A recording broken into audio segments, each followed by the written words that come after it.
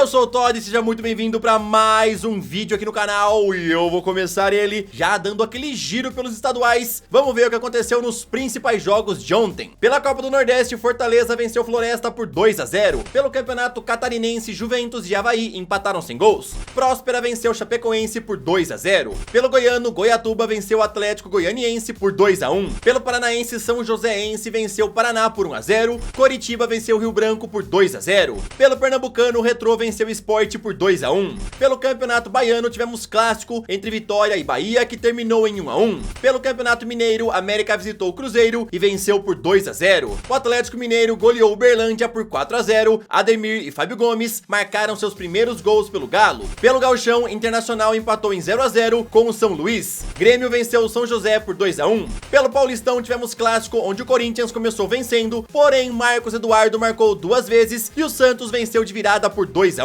Pelo Carioca, Vasco venceu Nova Iguaçu por 3-2, com direito a 2 gols de Nenê. Flamengo venceu Boa Vista por 3-0. Marinho fez a sua estreia e logo aos 21 minutos marcou seu primeiro gol pelo rubro-negro. O vídeo de hoje tá muito bom. O Atlético Paranaense ontem apresentou um sexteto, o sexteto sinistro. Vou te falar também sobre Gabriel do Corinthians, que pode parar lá no Internacional. Vou te contar sobre técnico brasileiro que foi eleito o melhor treinador do mês de janeiro lá no campeonato italiano.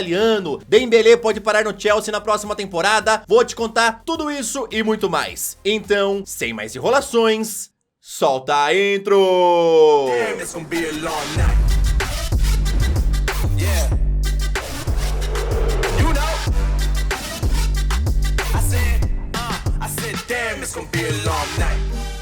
Ontem aconteceu no Atlético Paranaense a apresentação de 6 reforços juntos, que foram os volantes Brian Garcia, Hugo Moura e Matheus Fernandes, o meia Vitor Bueno, o meia atacante Marlos e o centroavante Pablo. Ricardo Gomes, diretor executivo do clube, aproveitou a entrevista coletiva para elogiar o sexteto ao falar o seguinte: são 6 jogadores de alto nível reforçando o nosso Atlético. Esse ano promete bastante pela qualidade dos reforços que nós trouxemos. O time já era bem forte e tivemos sucesso nos anos anteriores, mas esse ano a nossa intenção é fazer tudo ainda melhor. Ricardo Gomes ainda confirmou na coletiva que o clube está tentando agora contratar Thomas Coelho, que defendeu o Red Bull Bragantino em 2021. Segundo o GE, o Furacão já fez uma proposta ao Atlético Tucumã, que é dono dos direitos econômicos do jogador, porém a vontade dele é retornar ao Red Bull Bragantino e dar preferência ao clube paulista. A oferta do Atlético é de 2,5 milhões de dólares e agradou bastante ao Tucumã, que tenta agora acertar a venda de Thomas Coelho. Meu desejo é voltar à Bragança Paulista. Desde que cheguei no Red Bull Bragantino, eles fizeram de tudo para eu me sentir o melhor possível. Me senti muito confortável lá, me adaptei ao clube e me adaptei à cidade. Me fizeram sentir parte do elenco. Fui muito feliz lá. Espero que os clubes resolvam logo isso e eu possa voltar a trabalhar com o Red Bull para estar à disposição do técnico. Foi o que falou Thomas Coelho no mês passado em entrevista ao portal GE. Silvinho, que já vinha sendo muito criticado pela torcida faz um bom tempo, ontem não resistiu à derrota para o Santos e foi demitido nesta madrugada. Duílio Monteiro Alves, presidente do Timão, falou que a demissão é para que seja feita uma correção de rota no Corinthians, e hoje haverá uma reunião para discutir novos nomes para suceder Silvinho. Um dos nomes ligados ao clube paulista é de Jorge Jesus, que atualmente está sem clube após deixar o Benfica, porém junto com a sua comissão técnica, o valor pago a ele pode ultrapassar 2,5 milhões de reais por mês, e além disso o português já tem uma oferta milionária do Al-Ahly. Outro nome livre no mercado e ligado ao Corinthians é de Renato Gaúcho, mas o time alvinegro ainda guarda a mágoa do não recebido dele antes do Brasileirão de 2021, e segundo o portal GE, dificilmente Duílio fará novamente uma oferta ao técnico. Quem também tá livre no mercado é Mano Menezes, porém o presidente do Corinthians já falou ao Globoesporte.com que em sua gestão Mano não trabalha no clube, já que nem ele e o diretor Roberto de Andrade têm boa relação com o técnico. Por enquanto, Fernando Lazaro é quem deve comandar os treinos e o clube segue discutindo possíveis nomes para ser o novo treinador. Você aí, torcedor do Corinthians, quem que você queria que assumisse o clube no lugar de Silvinho? Comenta aí. O volante Gabriel pode ser mais um a deixar o Corinthians e seu destino seria o Internacional, que já vem negociando com o jogador há alguns dias. Quem pediu a chegada dele foi o técnico Alexander Cacique Medina, que gosta muito do estilo de jogo do atleta. Portanto, o projeto lhe foi apresentado para um contrato de 3 temporadas e as conversas estão avançando bastante, é o que informou o jornalista André Hernan. O jornalista Samir Carvalho confirma toda a informação e completa falando que a primeira oferta salarial feita a Gabriel não agradou muito ao jogador e agora o Internacional subiu esse valor oferecido para 400 mil reais reais por mês, que era o desejado pelo atleta. Inclusive o Santos consultou Gabriel nos últimos dias e se assustou com a pedida de salário que afastou o clube de fazer qualquer proposta. O jogador segue pensando na oferta do Inter, devendo dar uma resposta muito em breve. Do lado do Corinthians não tem problema nenhum na negociação e o clube aceita liberá-lo, principalmente porque o seu vínculo se encerra em dezembro e o Timão não tem intenção de renovar o contrato.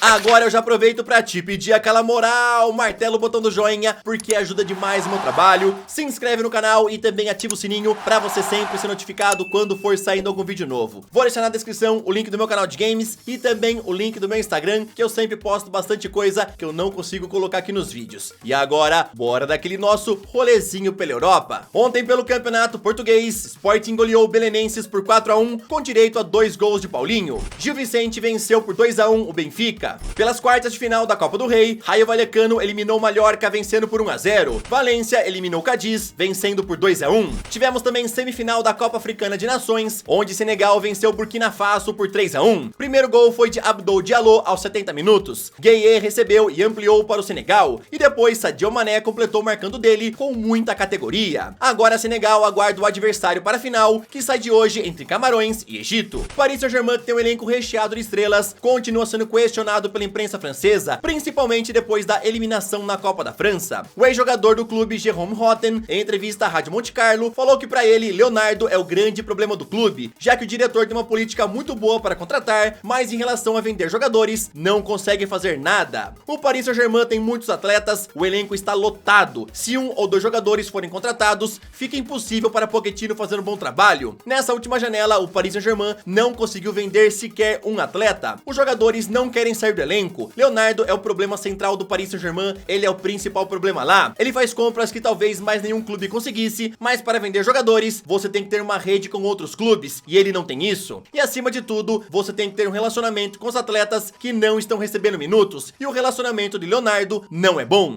Foi o que falou o Jérôme Rotten na entrevista. E aí, o que vocês acham? Vocês concordam aí com o Jérôme Rotten, que falou aí que o Leonardo é o grandíssimo problema lá no Paris Saint-Germain? Tirando um pouco da culpa aí de Maurício Pochettino, né? O que vocês acham? Concordam com o ex-atleta do clube ou não? Comenta aí. A Sky Sports informou que o Chelsea pode ser o novo destino de Dembélé na próxima temporada a pedido do técnico Thomas Tuchel, e o clube já iniciou as movimentações para contratá-lo. O alemão já trabalhou com Dembélé na época do Borussia e gostaria muito de trazê-lo aos Blues, principalmente porque ele viria de graça e porque Tuchel conhece muito bem o jogador. O alemão acredita que consegue recuperar o bom futebol do francês se ele escolher vir para a Premier League. Lembrando que o presidente do Barcelona já falou na última terça-feira que Dembélé recusou várias ofertas de outros times no último dia da janela e acredita que ele já tem um pré-acordo fechado com outro clube. Além do Chelsea, Paris Saint-Germain é outro time ligado a Dembélé pela imprensa francesa. Em relação a se o jogador será utilizado ou não pelo Barcelona, mesmo sem renovar o seu contrato, ontem o presidente Juan Laporta jogou a bomba para o colo de Xavi ao falar o seguinte na entrevista: se Dembélé vai jogar ou não, quem decide é o Xavi, o técnico é quem decide em relação ao elenco, e portanto nós vamos respeitar a decisão dele. Mesmo se Dembélé jogar, não deve ser muito, já que Xavi está montando um time forte visando o futuro, e obviamente é difícil para ele jogar, já que não podemos contar com ele após junho. Se você fosse o Xavi, Dembélé não renovou contrato, você coloca ele para jogar nesses últimos 6 meses de contrato, ou você deixa ele no banco, coloca ele às vezes, ou até afasta do elenco. Qual dessas 3 opções você faria se você fosse o técnico do Barcelona? Comenta aí. E para encerrar, eu quero falar para vocês que o brasileiro Thiago Motta foi eleito o melhor técnico do mês de janeiro lá no campeonato italiano. Ele comanda o Spezia, que é um dos times mais jovens do campeonato, e conseguiu uma sequência de 3 vitórias no primeiro mês de 2022, onde uma delas foi em cima do Milan, em pleno San Siro. O diretor executivo da Liga Italiana aproveitou para elogiar bastante Thiago Motta ao falar o seguinte: um técnico com menos de 40 anos, junto com a equipe mais jovem da Série A, parece ser uma combinação de sucesso. Numa liga tão competitiva, Thiago Motta mostra ser um treinador muito bem preparado, capaz de desenvolver as capacidades dos seus jogadores e com claros princípios de jogo. Lembrando que o brasileiro começou sua carreira como técnico em 2019, treinando a equipe sub-19 do Paris Saint-Germain. Depois ele teve sua primeira chance no time profissional, comandando o Genoa, onde foi demitido após 10 jogos. E agora o seu atual clube é o Spezia. Eu fico muito feliz vendo uma notícia dessa, vendo que o Thiago Motta tá evoluindo na carreira dele agora como técnico e tá fazendo um bom trabalho lá no Spezia. Quem sabe em breve aí ele não ganha uma chance num time de mais proporção, né? É um técnico jovem que tá mostrando aí que tá fazendo fazendo um bom trabalho, tá mostrando as capacidades dele. Então eu tô torcendo muito pra que Thiago Motta continue evoluindo e quem sabe já pare num grande clube da Europa.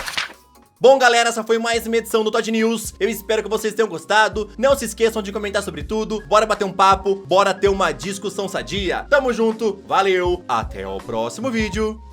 Falou!